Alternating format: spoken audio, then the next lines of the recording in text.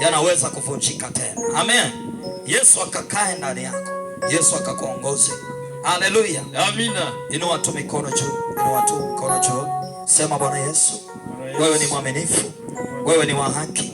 Ninakupenda maana ulinijua tangu nikiwa tumboni mwa mama yangu. Wewe Bwana ulinitakasa. Sasa na Yeremia 1 mstari wa 4 mpaka ule wa 5. Asante Yesu. Unaenda kufanya ukombozi jioni ya leo. Kaa ndani yangu nami ndani yako. Kuanzia sasa uwe Bwana na Mwokozi wa maisha yangu. Jina langu la Julius.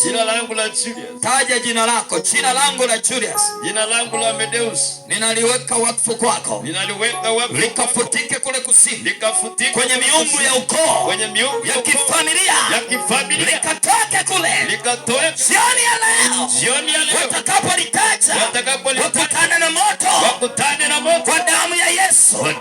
Mandoto mabaya. Ninayakataa. Achia mwili wangu. Achia nafsi yangu. Kwa damu ya Yesu. Leo natoka kwenye magereza. Kwenye mashimo. Kwenye mandaki. Bwana, ulikuja ili kuokoa kilichopotea. Kila mzigo wa dhambi ukaniondoke sasa. Mikataba yote, haijalishi walinichanja chale, haijalishi waliniungamanisha kupitia vyakula vya kifamilia, leo navikataa. Achia tumbo langu. Achia uzazi wangu. Achia watoto wangu.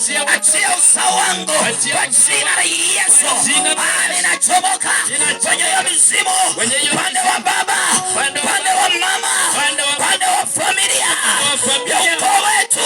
Wakina Ndetema, taja kwenu wakina Ndetema. Sema ninatoka huko.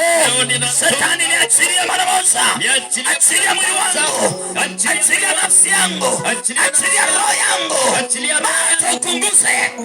Toka sasa katika jina la Yesu. Kwa damu ya Yesu. Moto unapita.